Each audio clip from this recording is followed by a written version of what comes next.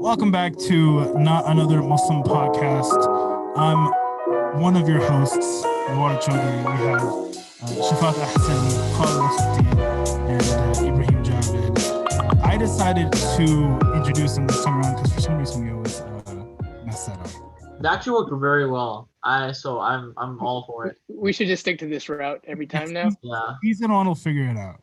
But today for this podcast, inshallah, we're going to be talking to Heraa Hashmi, which is someone that is known pretty well within like the Muslim Twitter, Muslim social media sphere. And she's someone that I think got famous for a couple of things, right? That I think one of the main things was that you had this you started Muslims Condemn, which was this list that you accumulated after I think someone in your class had basically argued that like Muslims never really condemned acts of terrorism.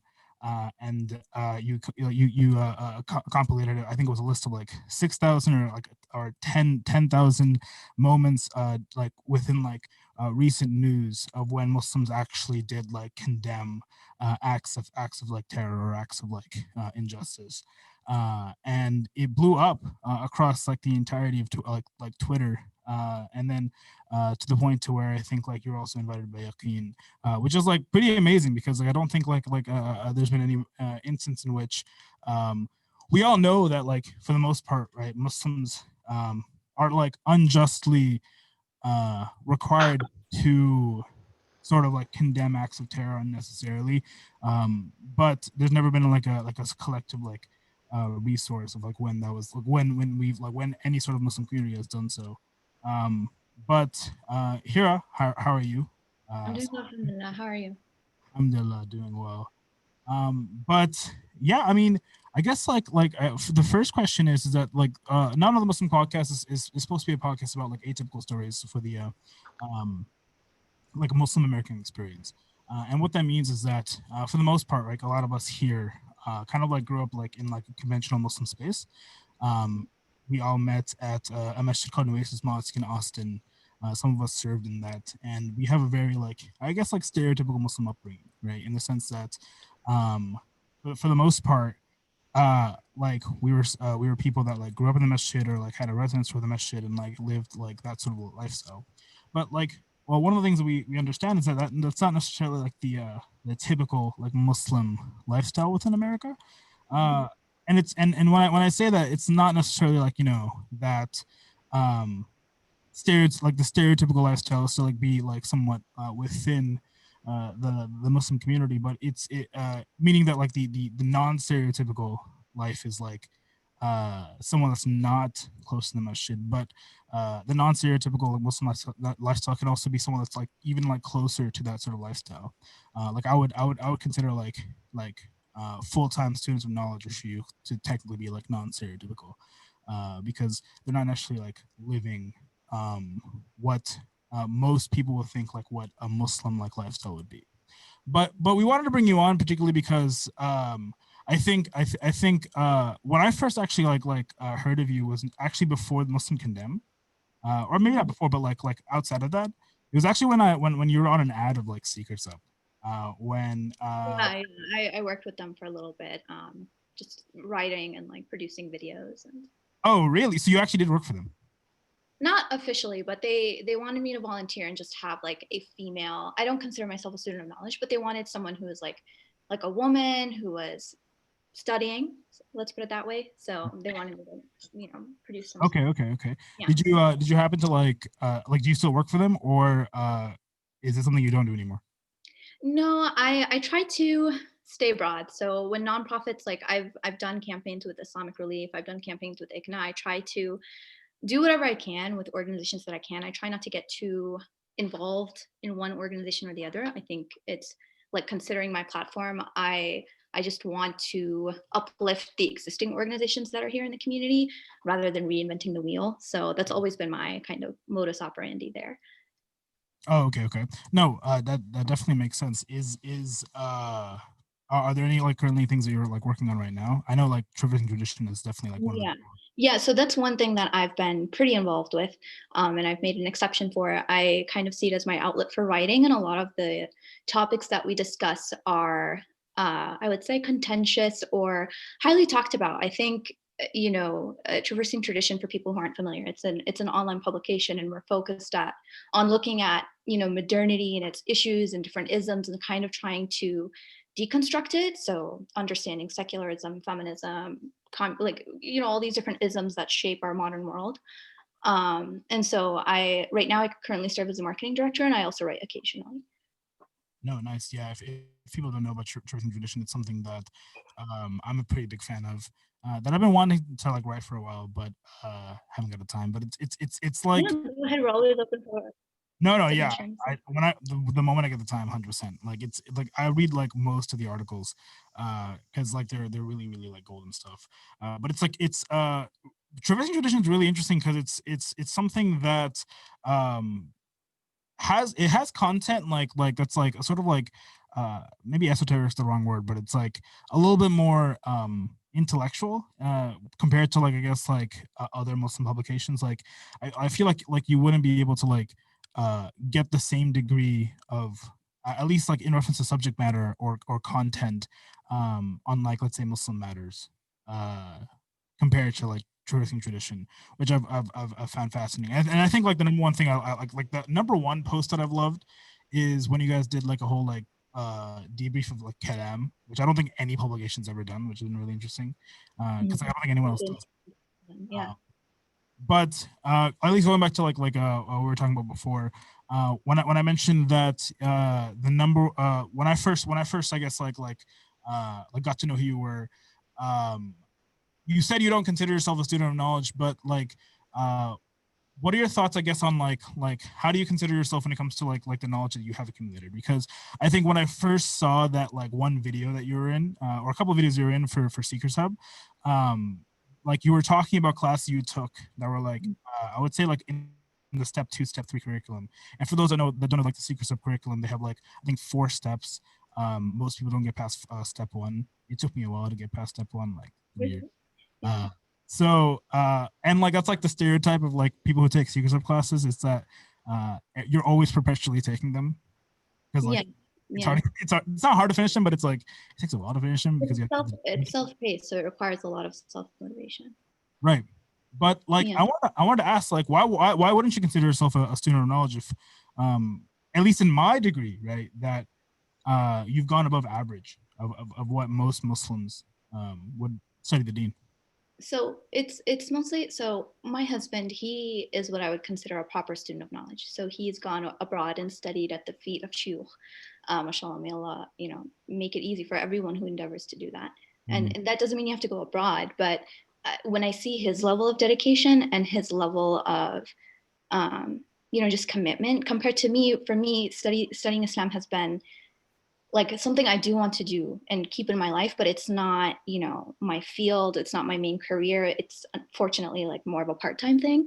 So I think that label is just far beyond my level. Like I guess you could say it's out of humility, but it's also just to acknowledge that there are people who are much more dedicated than I am. So when people ask, I do say, yes, I'm doing my best to study. I'm studying basic. I recently changed my madhab, so now I have to start from zero and study my fiqh. Because my husband's Maliki. Studying aqidah, studying kalam from the ground up, because I do think it's important. It doesn't matter what field you're in. If you want to be a Muslim who is in the public space, you have to have some level. Well, one, for the ayn, make sure you're fulfilling that. But also when you're in the public space, people see you as a Muslim, they see your actions as a reflection of Islam. And that is such a big burden to have. So why not go out and make sure you have the basics down, Is that the intention for you though? Is it just the basics, or do you see yourself like pursuing significantly more than that? Because farther in, for the most part, like I wouldn't say like takes all that long to fulfill. Inshallah, yeah. I do want to at some point pursue, maybe like go into usul fiqh and sharia a little more, because right now I'm considering maybe switching my career into law. But right now I'm in like a little bit of a with the pandemic and everything, nothing's for sure yet. So at some point it would be, my intention is there, but it really depends, especially like as a woman, it can be a little daunting to figure out between family responsibilities and, like having a job. Like it can be a little bit difficult. So I try to be a little more hands-off in that and have the intention there, but we'll see as the time comes, inshallah. Yeah, of course. Why Usul al-Fiqh Sharia? I don't know. It's just, so I got interested in fiqh and usul fiqh actually when I attended a program last summer, IIIT, and my research project was Islamic bioethics. So I was looking at like contemporary research into Islamic bioethics, and like, Asim Padela, I don't know how to pronounce the last name, and Sheikh Amin Khulwadia, they had these amazing papers on like surrogacy and things like that. So I got really interested in like that field. An answer, or his like answer to the surrogacy is like the best thing I've ever read. It is really brilliant. It's brilliant. Mashallah, may Allah raise them. So I got interested in like, how do you arrive at rulings when it comes to like contemporary technologies, gene editing, surrogacy, cloning. And so that kind of took me in the direction of usul al-fiqh and methodologies. And, I guess that's where my interest kind of stems from. And now, when I'm thinking about law, there's a lot of, I feel like, the American law system, there's so many flaws that, when I look at Islamic law, I'm like, wow, subhanAllah, like there's so much wisdom there. So. No, of course. I know you, if I'm not mistaken, I think, so you're from Colorado, right? Yes. We were living in the Bay Area, but then I'm here because of the pandemic. We just didn't find it necessary to be in the Bay Area and pay that astronomical rent. So I think everyone's leaving the Bay. Like the Bay is not. Yeah. Yeah, it's too pricey. I had a question here. Go ahead. Yeah. No, go first. Okay, so like, could you touch a bit on your academic background and maybe like bioethics a bit more? Because I don't think many people are familiar with it, and it seems like something you're passionate about. So maybe if you can just give us a bit of like why that's something you're drawn towards, other than the Islamic aspect of it. Yeah, so I have a bachelor's degree in molecular, cellular, and developmental biology. So a lot of that was heavy in genetics. And one thing I found sorely lacking was the lack of philosophy. Honestly, people think science is enough to answer all the questions of being and existence when it's not. Science only deals with the things that you can sense. And, a lot of presumptions people had of science being able to objectively provide the idea, the answers to what is right and wrong, right? When, science is just what things are. It's not a matter of how things ought to be. I guess that's something you'll hear a lot in ethics. So, when I noticed that and I was doing research in my lab, I was like, I'd really like to understand what is the ethics of all of this? Like, what's the ethics of, the discussions around abortion? A lot of it is, when does life start? Is it ethical, the cost benefit of, saving the mother's life over the kids and things like that. So that's what kind of got me into, obviously, since Islam is what informs my value system, I was like, okay, then I have to go study Islam if I want the answers. That's actually really interesting. Are there issues in the industry that doesn't actually consider like these like ethical dilemmas or ethical concerns? Yeah, most recently, I don't know if you saw the news, I think in the Netherlands, they are trying to expand the availability of euthanasia to like babies, like to 1-year-olds to 12-year-olds.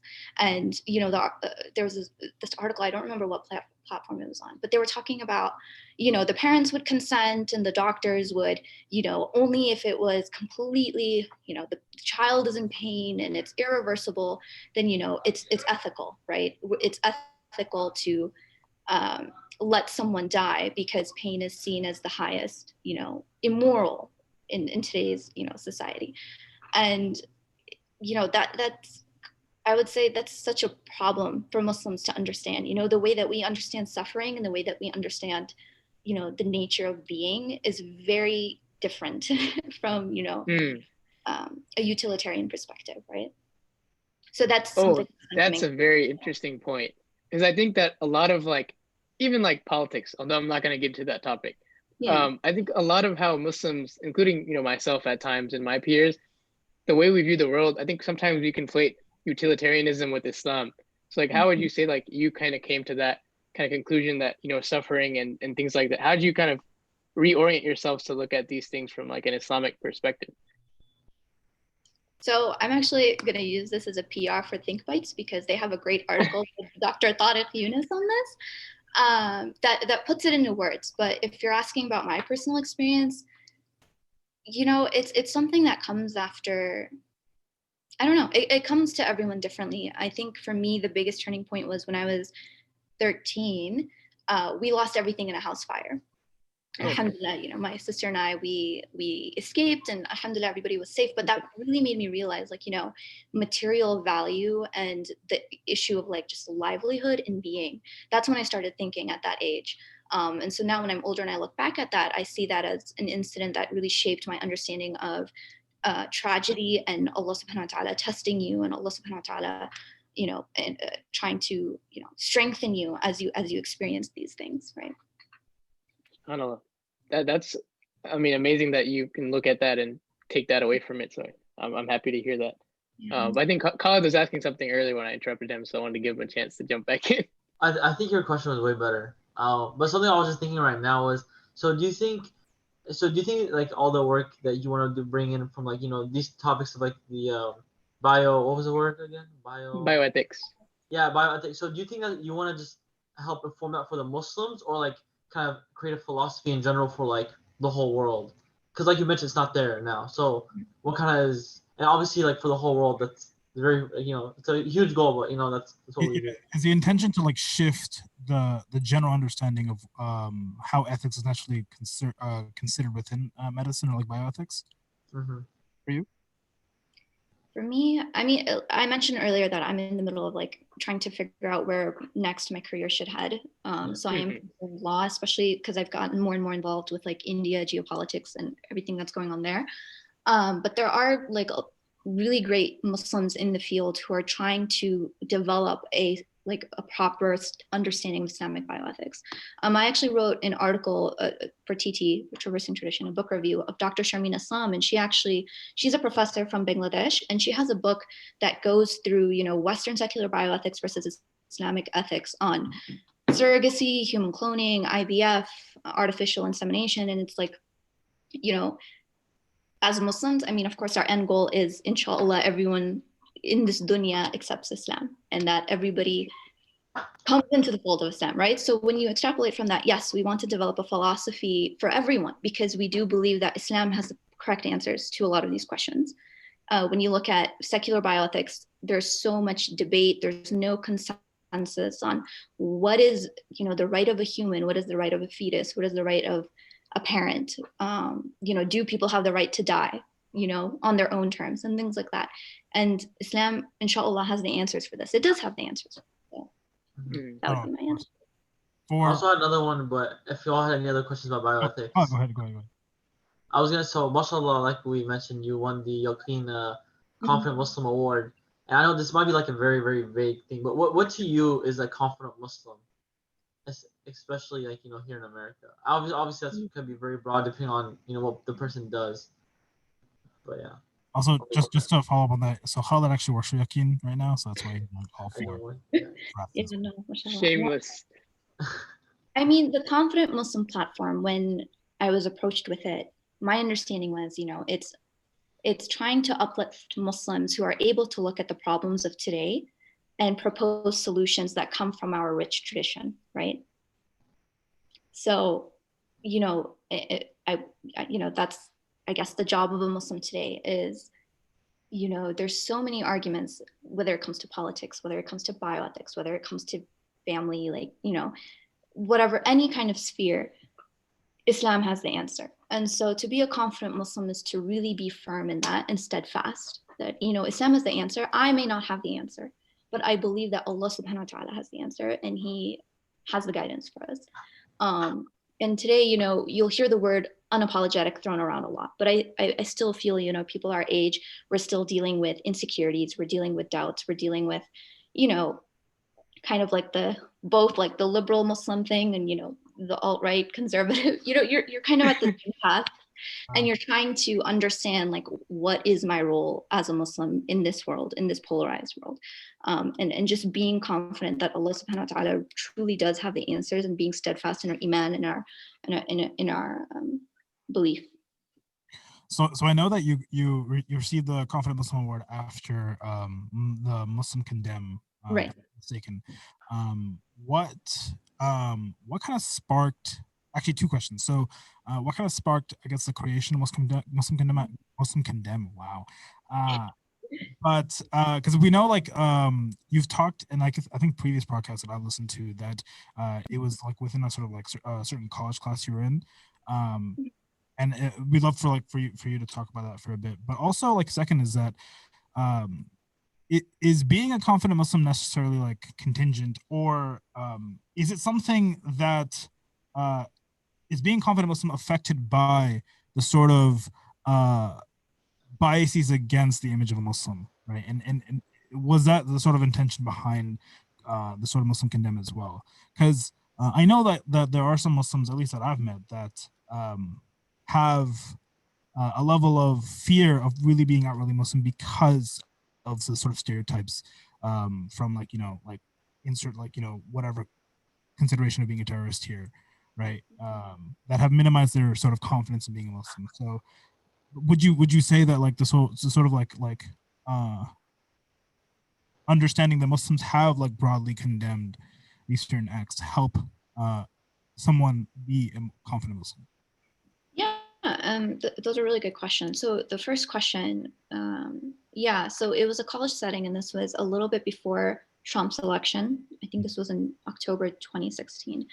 And it was a history class. And interestingly, the professor had pointed out in the beginning that a lot of history, especially European history, is shaped by, how Christianity evolved. So a lot of the class was heavily dealing with religion as well. So it was kind of in that context where, a classmate, brought up the whole, not all Muslims are terrorists. Well, terrorists are Muslim, and why don't they condemn? And a lot of attacks were happening around this time as well. And I kind of got fed up with that kind of rhetoric, because you don't just hear it from classmates, you hear it from like pundits and like these top journalists as well. So that's kind of what propelled me to make that list in the first place. And, subhanAllah, I put it on Twitter like any 19-year-old does with anything that they do. So it ended up going viral, and subhanAllah, it became like a project. And, Imam Ahmad Suleiman like brought me in for Mass Ikna or Ikna Mass to talk about it.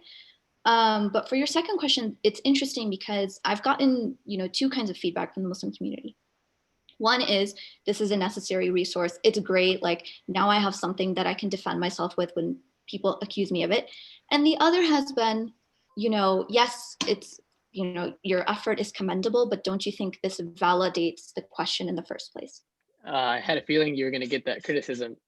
Yeah. What is your thought on that? So I do agree with it. I do like Dr. Asim Qureshi. He's a director at Cage, I believe, in the UK, and he has this brilliant anthology that just came out recently, I Refuse to Condemn. And it's essays written by people on how, we're forced to condemn in a reaction, when rather like we're going to do it on our own terms within our community. We're going to deal with these problems on our own. It's no one else's place to hold us accountable to standards nobody else's, right? So I do agree with this critique looking back on this. But I also add the nuance that a lot of people aren't going to think to that, they're not going to go that far. Like, yes, yeah. We know this question is in bad faith. We know that condemning really doesn't change anything. It just placates people. But, sometimes you do need brute evidence, you do. Yeah, I would agree. Yeah, you do need some kind of brute, like, hey, it just makes you look stupid, when you ask.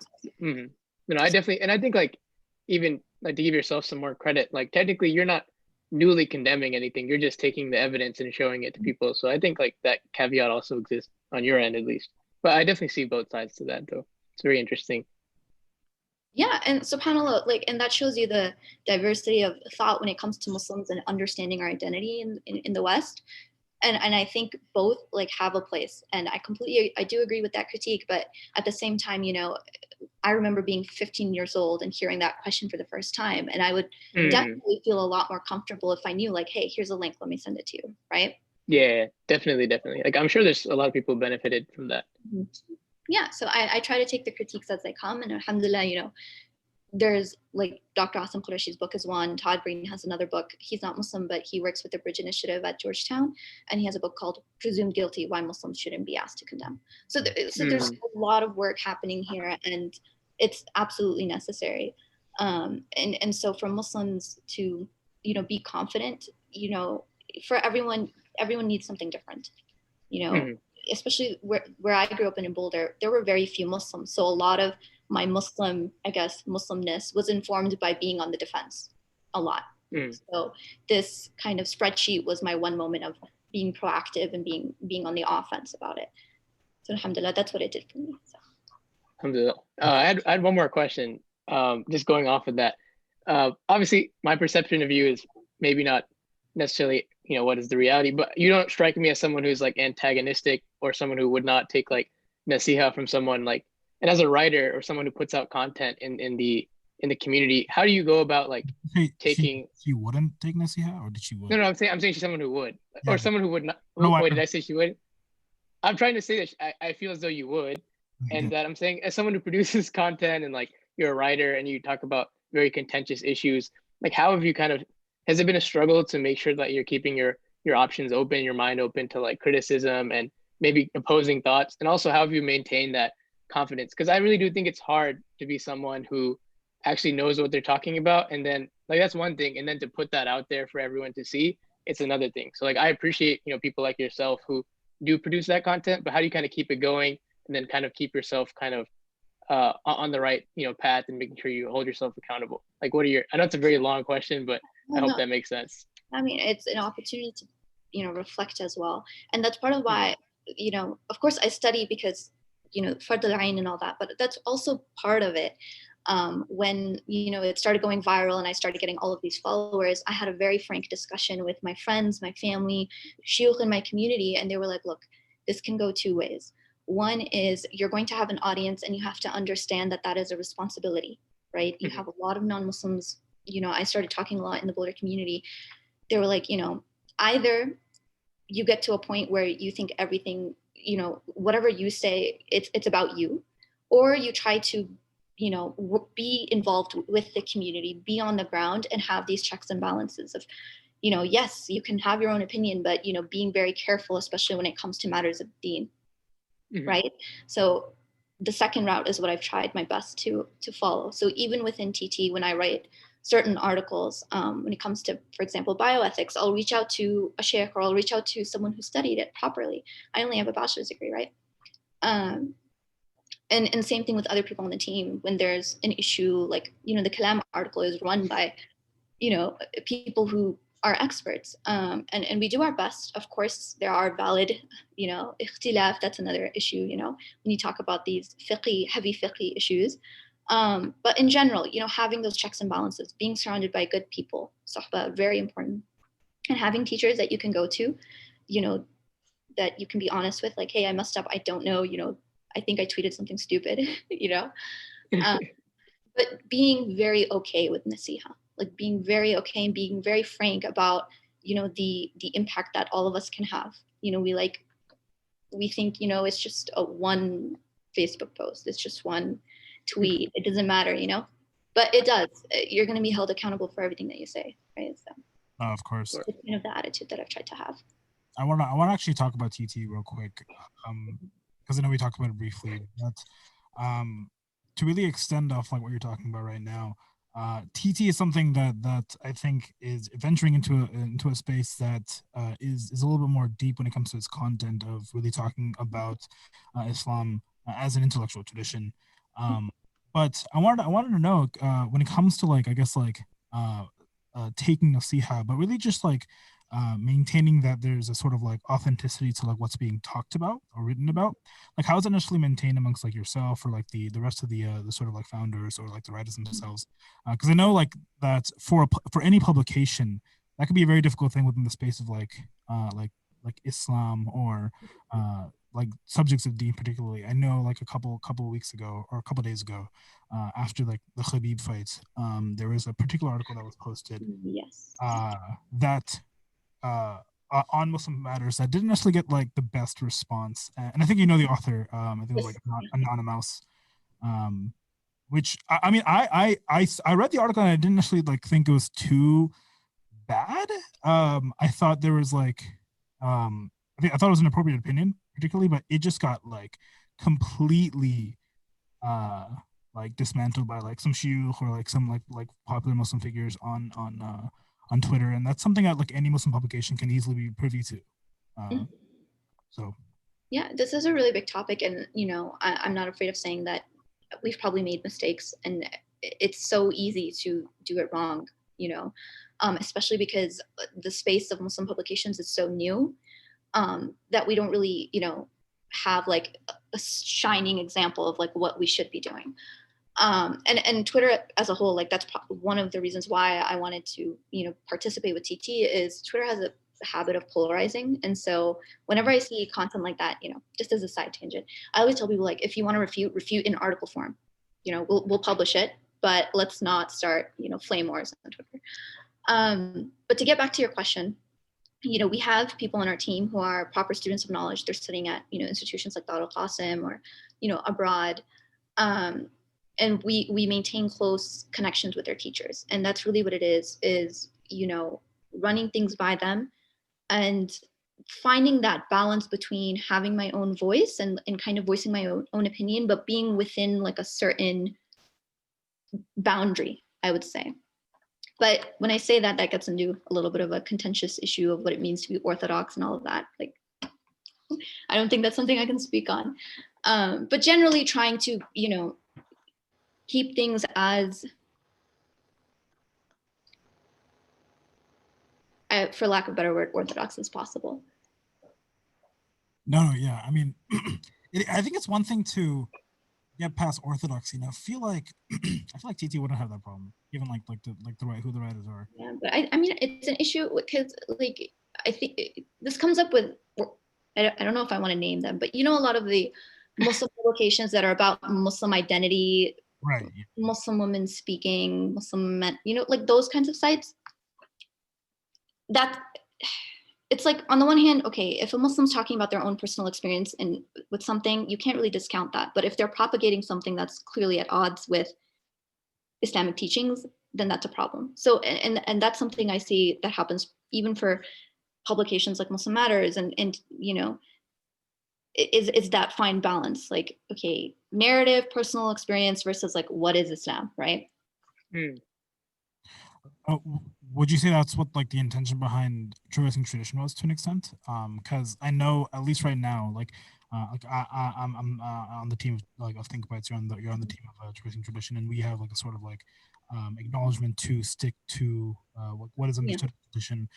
But for the most part, like our publication or your publication isn't necessarily what is most popular at the moment, right? Across like the vast majority of like Muslims that's on social media. Oh yeah, it's not. It's relatively, it's very niche. Most Muslims are not reading Seeker's Guidance or Muslim Matters even, right? Exactly. Yeah. They're reading The Tempest, Muslim Girl. Right. Exactly. Yeah. Sorry, I had to name them, but like, and it's sad. We have editorial guidelines. Like if we're gonna make claims about different fiqh issues, we have to cite, we have to run it by people. But when you get to that level, you are sacrificing a readership because I don't know, that's kind of the state of Muslim platforms at the moment.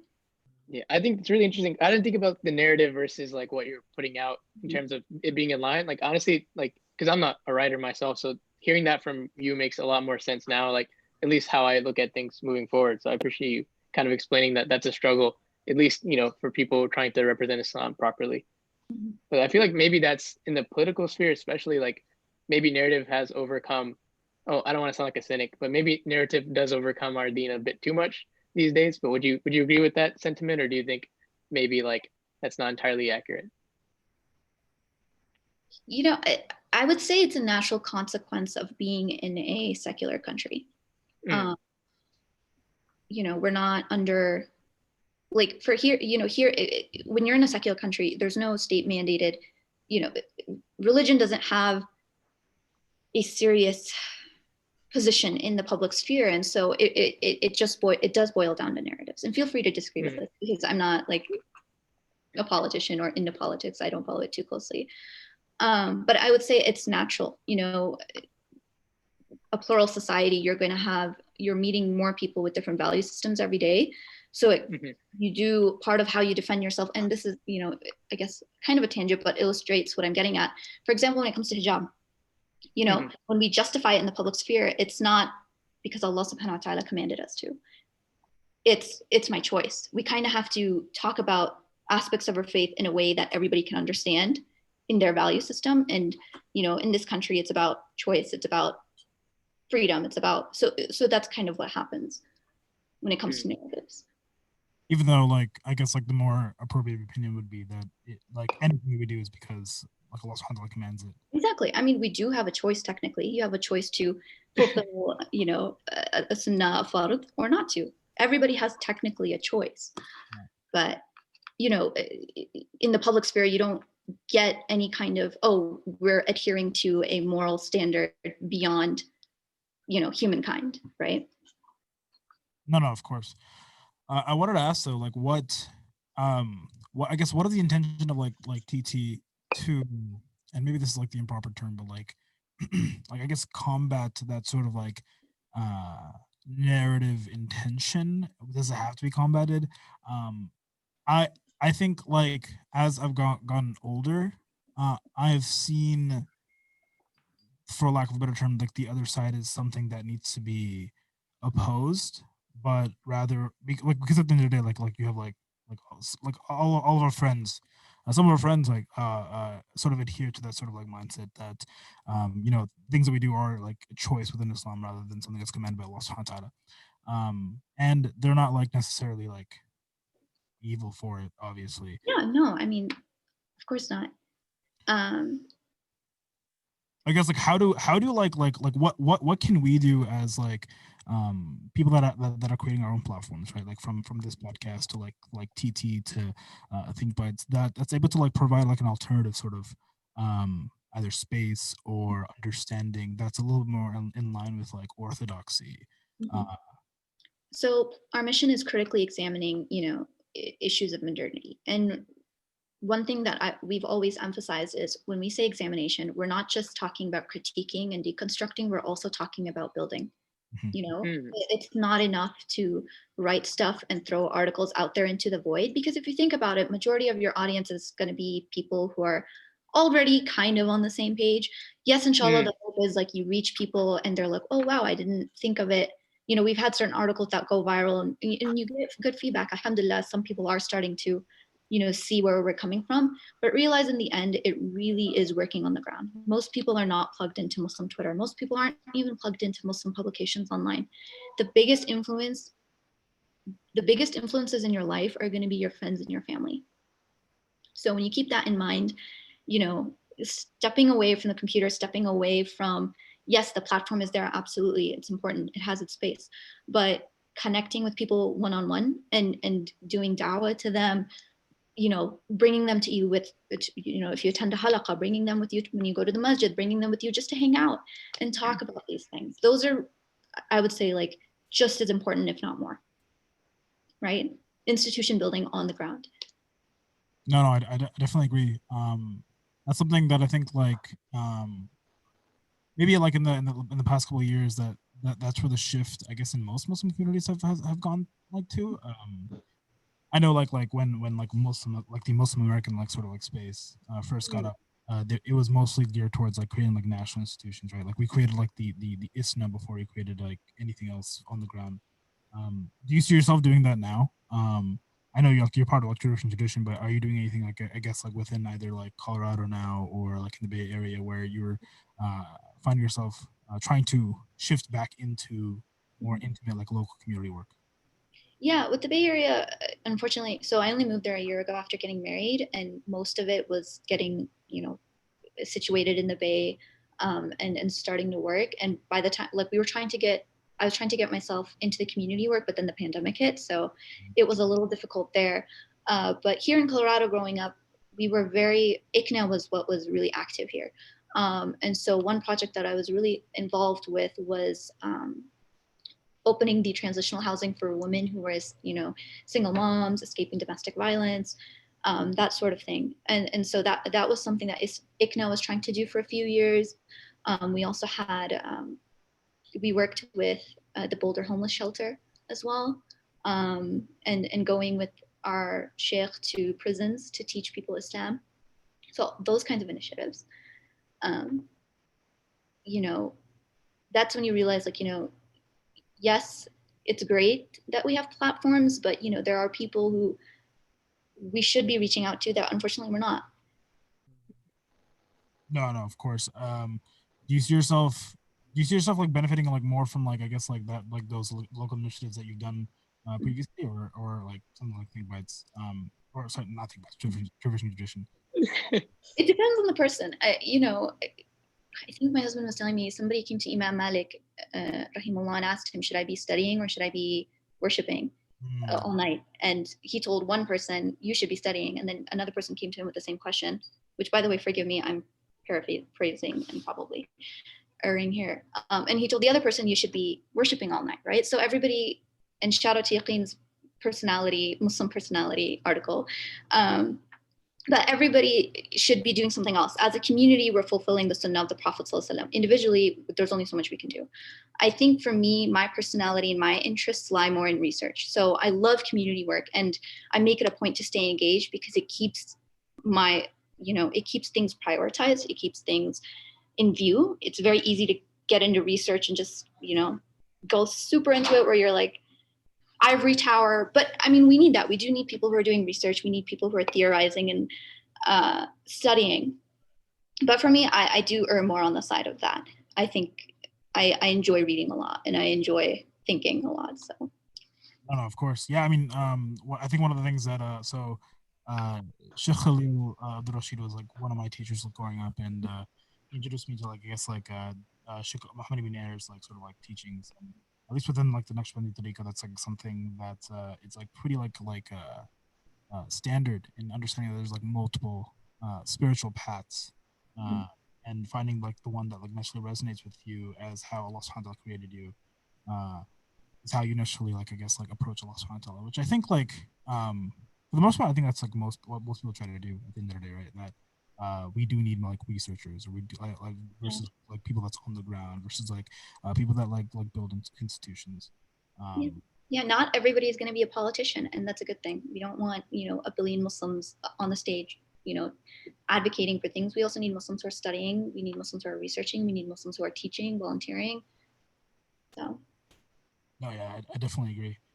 So I guess like moving the conversation forward, and we'll wrap up in a bit, not probably in a few minutes, but I wanted to ask, and this might be like a daunting question, I don't know, but this is something we've pretty much asked like everyone that's like gone on. But like, who's Heraa Hashmi in like 5 to 10 years? What is something you see yourself doing? What are you gonna do that during the middle of a pandemic? I mean, it's like, I feel like it's like the easiest time. Not maybe not the easiest time, but cop out answer is, well, not cop out, but whatever Allah subhanahu wa ta'ala wills.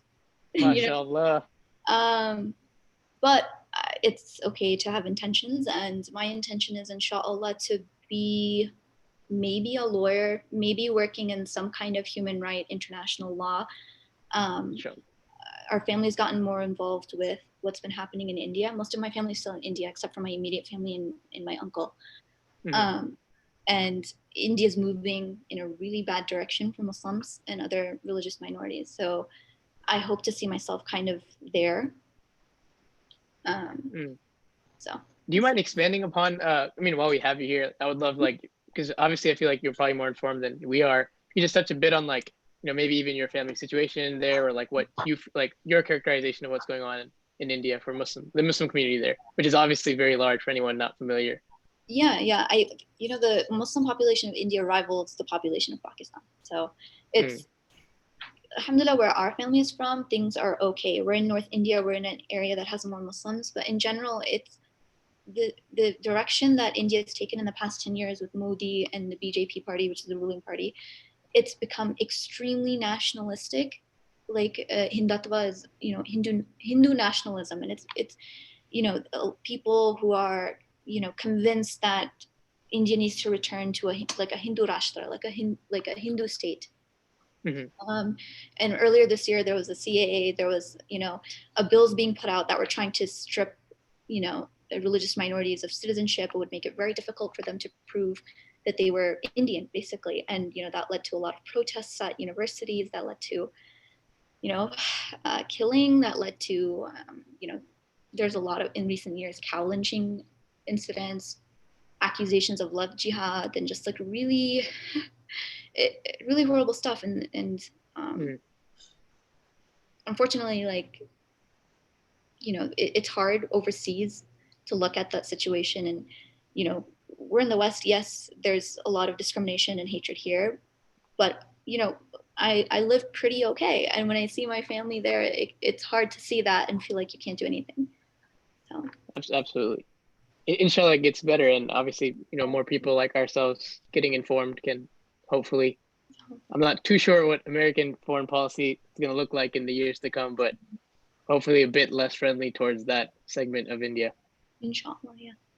Sure. But with that, if anyone else has anything to add, I think like we're okay to wrap up. But Heraa, thank you again for coming on. Jazakallah khairan for having me, and forgive me. I'm sure I misspoke somewhere. So. No, it's been honestly amazing to have you on. Where can people find you if they're looking to like follow you or follow what you're doing? Yeah, so I feel like all my social media platforms have very different personalities. If you're looking for my work stuff, I would say follow my Twitter, and then also Traversing Traditions, where a lot of my writing lives. But I hope to, inshallah, write for Think Bites and other platforms as well. And then on Instagram as well, Heraa, on both platforms. So. Man, Think Bites may have made $35 at least off of this podcast. Want to talk with our to be an official sponsor? Oh my gosh! Awesome. But inshallah, we appreciate you giving us some of your time. I'm sure you're very busy these days, but for your time. I really appreciate what you do as well. May Allah preserve those efforts and grant your family what's best, inshallah. And for you guys as well, mashallah. Really great to see podcasts coming out and efforts like that. So please make dua for us. Sometimes we don't know what we're doing, but it's fun. So we get through it. Inshallah. Heraa, thank you again. Okay, inshallah. Have a wonderful evening. Assalamu alaikum. You too.